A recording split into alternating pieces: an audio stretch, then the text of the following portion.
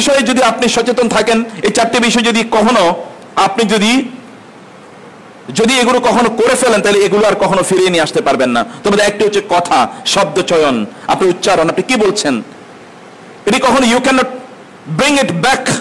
আপনি এটিকে ফিরিয়ে নিয়ে আসতে পারবেন। যেমন একটি তীর যদি আপনি নিক্ষেপ করেন, আপনি এটিকে ফিরিয়ে নিয়ে আসতে পারবেন না। একটা গুলি যদি আপনি নিক্ষেপ করেন, বুলেটের গুলি, তাহলে আপনি এটি ফিরিয়ে নিয়ে আসতে পারবেন না।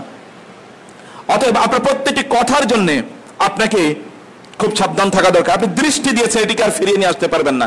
দেখেছেন তো দেখেছেনই। অতএব কি দেখলেন, কেন দেখলেন? For this you will have to be held accountable to Allah সুবহানাহু ওয়া তাআলা। এবং চতুর্থত যে বিষয়টি, তা হলো কারোর প্রতি যদি আপনার আস্থা একবার কমে যায়, তাইলে ওই আস্থা আবার ফিরিয়ে নিয়ে আসা খুবই কঠিন। সেজন্য আমি যে কথা বলছি, যে শব্দ চয়ন, আমরা যে কথাগুলো বলছি, এই কথাগুলো আল্লাহ সুবহানাহু ওয়া তাআলার সন্তুষ্টি অথবা অসন্তুষ্টির কারণ আমাদের হয়ে যেতে পারে। যেই অবস্থায় আমি থাকি না কেন, সেই অবস্থায় মহান আল্লাহ সুবহানাহু ওয়া তাআলার অনুগত থাকা, আল্লাহ সুবহানাহু ওয়া তাআলার সন্তুষ্টির পথে আমার সময়গুলোকে ব্যয় করা, এটি আমাদের জন্য প্রচন্ড প্রচন্ড গুরুত্বপূর্ণ বিষয়। আমরা এমন একটি সময়ে বসবাস করছি, যেই সময়ে সম্মানিত ব্যক্তিদের অসম্মান করা যেন একদল লোকের দায়িত্ব হয়ে দাঁড়িয়েছে। সম্মানিত লোকদেরকে অসম্মানিত করা। আল্লাহ সুবহানাহু ওয়া তাআলা বলেছেন, ইন্নাল মুলুকা ইযা দাখালু ক্বরিয়াতান আফসাদুহা ওয়া জাআলু আইজ্জাতা আহলিহা আযিল্লা ওয়া কাযালিকা ইয়াফআলুন। যে একদল সন্ত্রাসী স্বৈরাচারী মানসিকতার মানুষের কাজ হলো, তারা যখন কোথাও যায়, তখন ওইখানকার সম্মানিত লোকদেরকে তারা অপমানিত করে, অপদস্থ করে। এটা হচ্ছে স্বৈরাচারী মানসিকতার একদল লোকের কাজ। আপনি কি সেই রকম মানসিকতার লোক? আপনি সম্মানিতদেরকে শুধু অপমানিত করে বেড়াবেন, এটি আপনার কাজ? যদি এটি আপনার কাজ হয়ে থাকে, তাহলে চেঞ্জ ইউর পলিসি। আপনার পলিসিটাকে আপনি পরিবর্তন করুন। আপনার পলিসিটাকে আপনি পরিবর্তন করুন। আমি তখন আমার রক্তক্ষরণ হয় যখন দেখি তথাকথিত অসভ্য যারা, অসম্মানিত যারা, তাদের ব্যাপারে কারো কোনো বক্তব্য নাই, মন্তব্য নাই, বরং তাদেরকে নিয়ে টক শো হয় এবং তাদের পক্ষে লোকেরা দাঁড়িয়ে যায় তাদেরকে রক্ষা করার জন্য। দেখেন না অবস্থা আপনারা? তাদেরকে রক্ষা করার জন্য লোকেরা সরাসরি পাবলিকলি ডিক্লেয়ার করে, I will be defending him or her, I will be in his or her favour, I will be fighting for him or her. আমি তার জন্য যুদ্ধ করে যাব, তাকে আমি রক্ষা করব, এই সেই। অথবা তার জন্য, অথচ সেই ব্যক্তি আল্লাহ সুবহানাহু ওয়া তাআলার দৃষ্টিতে সবচেয়ে ঘৃণিতদের একজন। আর যারা সম্মানিত, তাদের অপমান করার জন্য আমরা উঠে পড়ে লেগে থাকি। মনে হচ্ছে এটাই যেন আমাদের একমাত্র কাজ, আর কোনো কাজ নাই। সাবধান। আল্লাহ সুবহানাহু ওয়া তাআলা, আপনি নিজকে অনেক বড় বুজুর্গ ভাবতে পারেন, কিন্তু আল্লাহ সুবহানাহু ওয়া তাআলার কাছে আপনার অবস্থান কি, সেটি তিনি ছাড়া কেউ জানেন না। কেবল মহান আল্লাহ সুবহানাহু ওয়া তাআলাই জানেন। এটি যেমনটা ছিল নবী রাসূলদের বিরুদ্ধে একদল লোকের বিষোদাগার, আমি যেন সেরকম একটা চিত্র দেখতে পাই চারিদিকে। নবী রাসূলদেরকে হত্যা করা হতো। এখন আলেমদেরকে, ওলামায়ে কেরামদেরকে নিয়ে অথবা তাদেরকে নিয়ে তাদের চরিত্র হননের জন্য টক শো হয়। টক শোতে এসে কথা বলে এমন একজন ব্যক্তি অমুকের বিরুদ্ধে, যার বিরুদ্ধে যদি স্ক্যান্ডাল অথবা তার বিরুদ্ধে যদি কোন ধরনের অপরাধের লিস্ট করা হয়, তাহলে লিস্ট আর শেষ হবে না, আনএন্ডিং লিস্ট, এত বিশাল বড় লিস্ট। সেই ব্যক্তি, অপরাধ যার আপাদ মস্তক, যার রক্ত পর্যন্ত অপরাধে ভরা, সেই ব্যক্তি একজন আল্লাহওয়ালা ব্যক্তির বিরুদ্ধে যখন কথা বলে, তখন সমাজের আতে ঘা লাগা দরকার, বিবেকে আঘাত লাগা দরকার, অথবা সমাজ সম্পর্কে যারা কথা বলেন তাদেরকে সচেতন হওয়া দরকার। একদল লোকের কাছে আছে দায়িত্ব, হচ্ছে এই জন্য আমি বলি, ভাই, প্রিয় ভাইরা বোনেরা, এটা মুসলমানের ক্যারেক্টার নয়, এটা মনে রাখবেন। তাহলে কেউ একজন গর্তে পড়েছে, তাকে আরেকটি কি করলেন, আপনি লাঠি দিয়ে গর্তের মধ্যে আরেকবার ঢুকিয়ে দেন, আরেকটা ঢুকিয়ে দিলেন। এটা কোনো মুমিনের ক্যারেক্টার নয়, এটা নেকড়ে বাঘের ক্যারেক্টার হতে পারে, এটা কোনো মুমিনের ক্যারেক্টার হতে পারে না। যদি কোনো মুমিন বিপদে পড়ে, either you drag him out of the problem, তাকে সমস্যা থেকে টেনে আপনি উত্তরণ করুন, উঠিয়ে নিন, অথবা তার জন্য আল্লাহর কাছে দোয়া করুন, প্রার্থনা করুন। সে তো ওই ব্যক্তির চেয়ে ভালো। যে ব্যক্তি জঘন্য, তার ব্যাপারে আপনার কোনো বক্তব্যই নাই, অথবা আপনারা তাকে নিয়ে কোনো চিন্তাই করেন না, তার ব্যাপারে আপনার কোনো মাথা ব্যথাই নাই, জাহান্নামীদের ব্যাপারে আপনার কোনো মাথা ব্যথাই নেই। এই জন্য আমি বলি, মসজিদে যারা আসে, মসজিদে কেন তিনি জোরে আমিন বলেন, রফি আদায়ন করেন, এদের নিয়ে আপনার মাথা ব্যথা, এদেরকে নিয়ে আপনি চিন্তা করেন, শুধুমাত্র এদেরকেই মসজিদ থেকে আপনি বের করে দেবেন।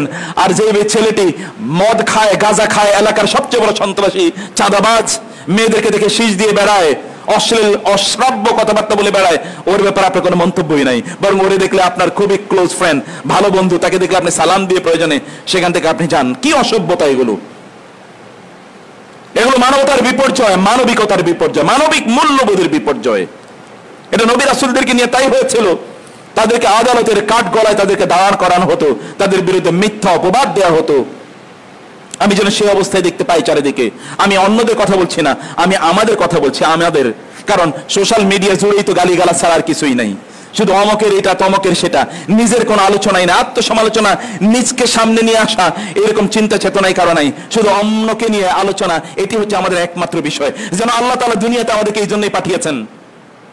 আল্লাহ তো মুমিনদের দায়িত্ব দিয়েছেন ইসলাহ, কিন্তু এখানে ইসলাহের কোনো বিষয় আমি দেখি না, আমি বরং ইফসাদের বিষয় দেখি। ইফসাদ, মুফসিদুন।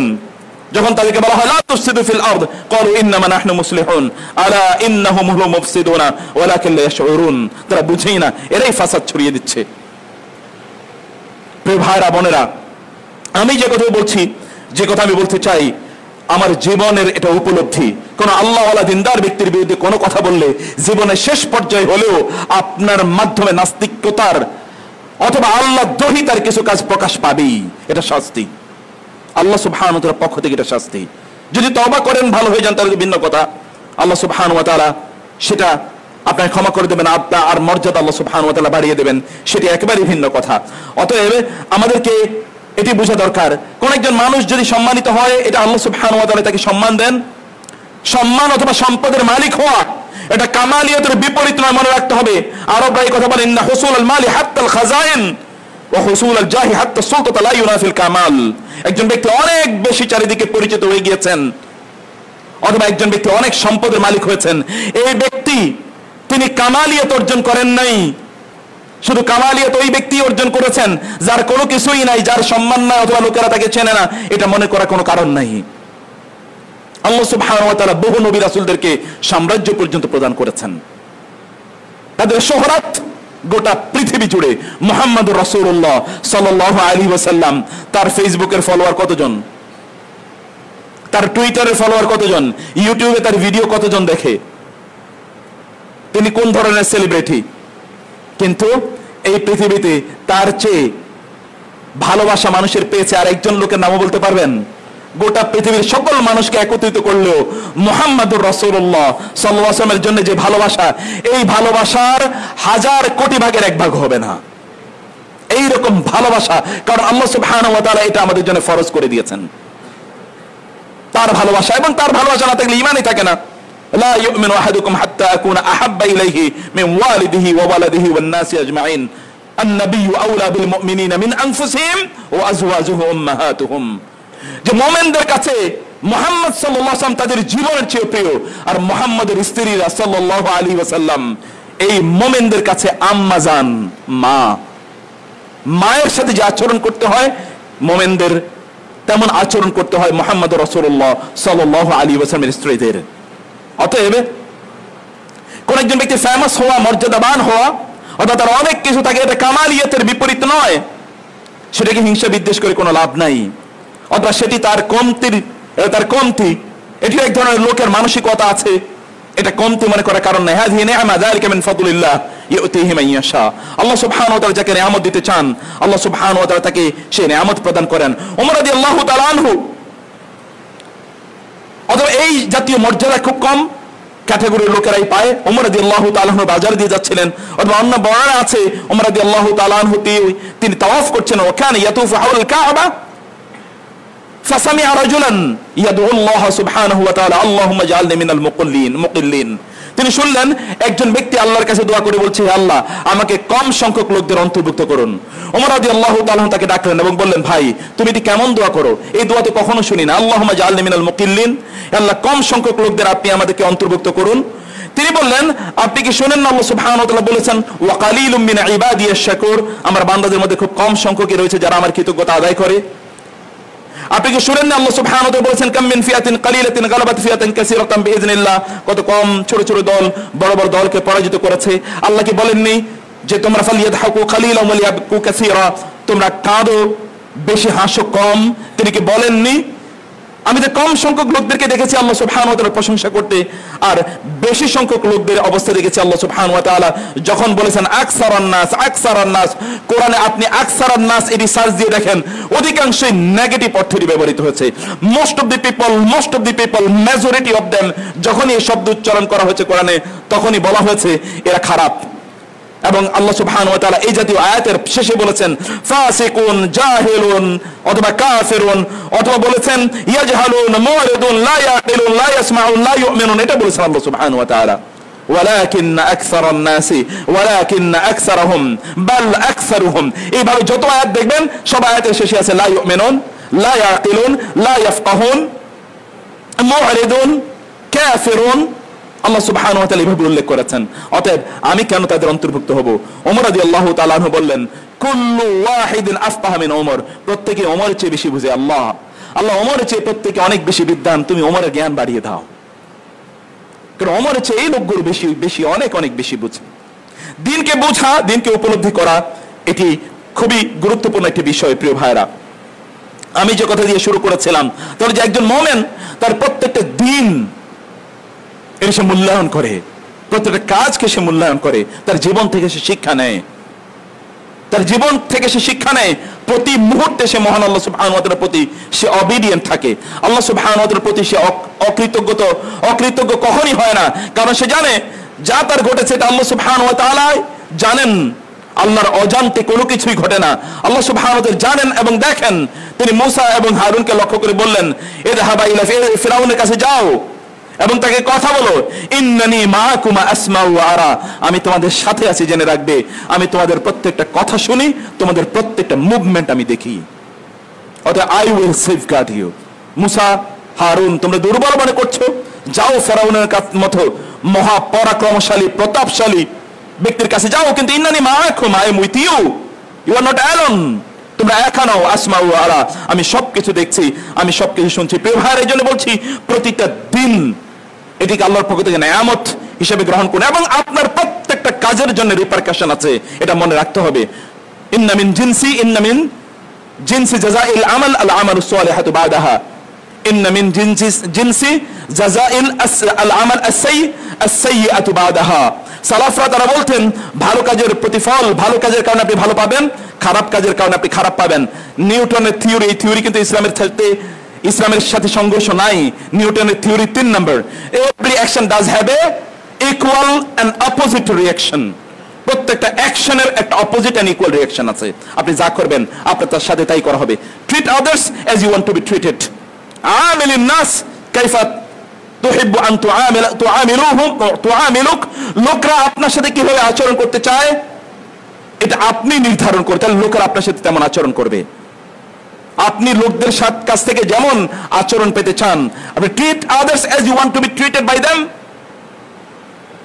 আপনি অন্যের সাথে তেমন আচরণ করুন, আপনার প্রতি যেমন আচরণ তারা করবেন বলে আপনি প্রত্যাশা করছেন, and you will see that it is being done to you, আপনার প্রতি তাই করা হবে। অতএব এমন কিছু করবেন না যেটি একজন আব্দুল মালিক বিন উমাইর তিনি বলছেন রাআইতু রাস আল হুসাইন ইবনে আলী রাদিয়াল্লাহু তাআলা আনহু বাইনা ইয়াদাই ইবনে জিয়াদ ফি কসর আল কুফা, কুফার প্রাসাদে আমি দেখতে পেয়েছি আব্দুল্লাহ ইবনে জিয়াদ, উবাইদুল্লাহ ইবনে জিয়াদের তার প্রাসাদে তার সামনে হুসাইন ইবনে আলী রাদিয়াল্লাহু তাআলা আনহুর কর্তৃত মস্তক রাখা, আমি এটি দেখেছি।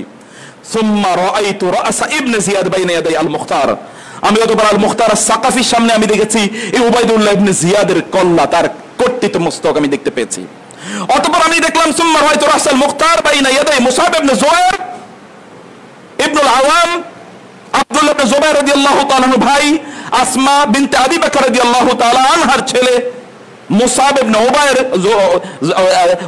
ইবনে উমাইর যিনি কুফা এবং বসরার যিনি গভর্নর ছিলেন, আব্দুল্লাহ ইবনে জুবাইর রাদিয়াল্লাহু তাআলা আনহু যখন খলিফা, অন্যদিকে আব্দুল মালিক ইবনে মারওয়ান ওইদিকে খলিফা, এখানে আপনি জানেন সংঘর্ষ সেখানে তৈরি হয়েছে। সেই অবস্থায় আমি দেখেছি মুসাব ইবনে উমাইরের কাছে এই মুখতার সাকাফির কল্লাটা কর্তৃত মস্তক আমি দেখেছি তার সামনে ফেলে দেওয়া হয়েছে। কিছুদিন পরে আমি দেখলাম এই মুসাব ইবনে উমাইরের কর্তৃত মস্তক আব্দুল মালিক ইবনে মারওয়ানের সামনে ফেলে দেওয়া হয়েছে। এই হচ্ছে প্রিয় ভাইরা, তিনি বললেন ওয়াযালিকা ফি খিলালি 8 সানা, এটি হচ্ছে 8 বছরের মাথায় এই 4টি ঘটনা আমি দেখেছি। What you do to others, the same will be done to you. আপনি অন্যের প্রতি যা করবেন আপনার সাথে তাই করা হবে। দেখেন না, ও তার মস্তক কর্তৃত করেছে, তার মস্তক অন্যরা কর্তৃত করেছে, তার মস্তক অন্যরা তার মস্তক করতে। It happen continuously, it happens. This is actually the natural law, this is the rule of Allah সুবহানাহু ওয়া তাআলা। আপনি ইউ চুজ ইউর ডেস্টিনি, আপনি আপনার নিজের পথ আপনি বেছে নেন। আপনার সাথে অন্যরা কি আচরণ করবে এটি আপনি ঠিক নিজেই এটি করে নেন, আপনি নিজেই সেভাবে নির্ধারণ করে নিতে পারেন। এই জন্য প্রিয় ভাইরা, আমি যে কথাটি বলছিলাম তো হচ্ছে যে আপনার চারপাশে হতে পারে অনেক কিছু ঘটে যায়, সব কিছু থেকে আপনার শিক্ষা নেওয়া দরকার। দৃষ্টিকে অবারিত করেন, দেখুন, সেখান থেকে শিক্ষা নিন, আত্মকেন্দ্রিক না হয় সেখান থেকে শিক্ষা নিন। প্রতিটি দিনকে আপনি ভালো করে বুঝুন। হতে পারে আপনার আজকের এই দিনটি এটি আপনার আগামীকালের জন্য একটা বড় ধরনের অনুশোচনার কারণ হবে, অথবা আজকের এই দিনটি আপনার আগামীকালের সুখের জন্য একটা বড় ধরনের নিয়ামক হিসেবে কাজ করবে। অতএব আপনার প্রতিটি দিনকে আপনি সুন্দরভাবে কাটান, সুন্দরভাবে আপনি প্রত্যেকটা দিনকে কাটান। মান সাহিবাদ দুনিয়া তাওয়িলান তাকাল্লাবাত আলা আইনি হাত্তা ইয়ারা সিদকাহা কাযিবান, যে অনেক দিন বেঁচে থাকে সে দেখবে গতকাল যেটি তার জন্য সত্য ছিল আজকে তা মিথ্যা হয়ে গিয়েছে। গতকাল সে যেটিকে সত্য মনে করেছে আজকে তা মিথ্যা, গতকাল সে যেটিকে মিথ্যা মনে করেছে আজকে তা সত্যে পরিণত হবে। অতএব সেই দিন আপনাকে শুধু আফসোস করতে হবে, হায় আমি যদি এটি না করতাম, হায় আমি যদি ওই কাজটি না করতাম, এটি বলবেন, কিন্তু তখন আর কোনো কাজে লাগবে না। Because it is already done and it is over. যা করার, the damage you have already done, আপনি কিন্তু ড্যামেজ যা করার করে দিয়েছেন। অতএব সেখান থেকে আপনার ফিরে আসা দরকার, সেখান থেকে আপনার উত্তরণের পথ নিয়ে আসা দরকার। প্রিয় ভাইরা, আল্লাহ সুবহানাহু ওয়া তাআলা যা কিছু করেন আপনার কল্যাণের জন্য করেন, এই উপলব্ধি নিয়ে মূলত আপনাকে কাজ করা দরকার।